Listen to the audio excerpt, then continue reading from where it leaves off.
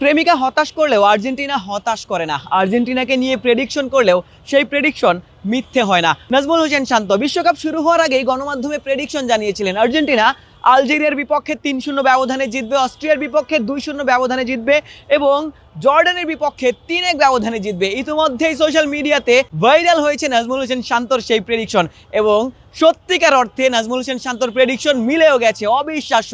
শান্ত কি ওই অক্টোপাস পল, নাকি তিনি একজন জ্যোতিষ হয়ে গেছেন? নাজমুল হোসেন শান্ত বাংলাদেশ টেস্ট টিমের ক্যাপ্টেন। তিনি তার প্রিয় দল আর্জেন্টিনাকে নিয়ে যেই প্রেডিকশন করেছিলেন সেই দল তার প্রেডিকশন রক্ষা করেছে।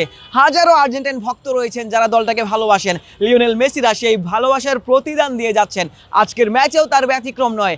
জর্ডানের বিপক্ষে কি অবিশ্বাস্য জয়, 3-1 ব্যবধানে জয়। লিওনেল মেসি ছিলেন না শুরুর একাদশে, লিওনেল স্ক্যালোনি কিন্তু বেশ কিছু পরিবর্তন নিয়ে ম্যাচটা শুরু করেছিলেন। শুরুর একাদশে আগের ম্যাচগুলোর সেরা তারকারা ছিলেন না, তবুও তাদের অভাব যেন কোনোভাবেই বুঝতেই দেননি লো সেলসো কিংবা আলভারেজ কিংবা ওই মার্তিনেজরা। অবিশ্বাস্য। প্রথম অর্ধেই আসলে লো সেলসোর যে অবিশ্বাস্য ফ্রিকিক গোলটি ছিল সেটি কিন্তু লিওনেল মেসিকে কেন্দ্র করে। লিওনেল মেসিও একটি গোল যেন করেছিলেন সেই লো সেলসো এবং এরপর প্রথমার্ধের শেষ দিকে লাউতারো মার্তিনেজ আরও একটি গোল করে দলকে এগিয়ে নিয়েছিলেন 2-0 ব্যবধানে।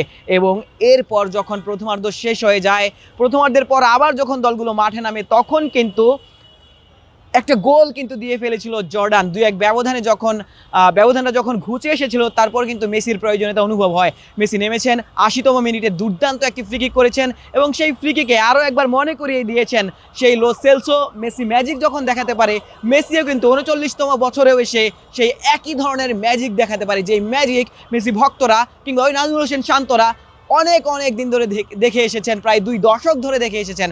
বাংলাদেশের যত সমর্থক রয়েছেন কিংবা গোটা পৃথিবী জুড়ে যত সমর্থক রয়েছেন আর্জেন্টাইন সমর্থক, তারা কিন্তু আরও একবার মেসি ম্যাজিকের সাক্ষী হলেন। আর্জেন্টিনা তাদের সমর্থকদের উচ্ছ্বাসে ভাসিয়েছে। আর্জেন্টিনা তাদের সমর্থকদের যেই ভালোবাসা রয়েছে সেই ভালোবাসার প্রতিদান দিয়েছে। দেখার বিষয় গোটা টুর্নামেন্ট জুড়ে এই ভালোবাসার প্রতিদানটা তারা দিতে পারে কিনা, এই টুর্নামেন্টে আরও একবার চ্যাম্পিয়ন হতে পারে কিনা, টানা দ্বিতীয়বার আর্জেন্টিনা ওই শিরোপাটা উঁচিয়ে ধরতে পারে কিনা। আশিক সারোয়ার, নিউজ 24।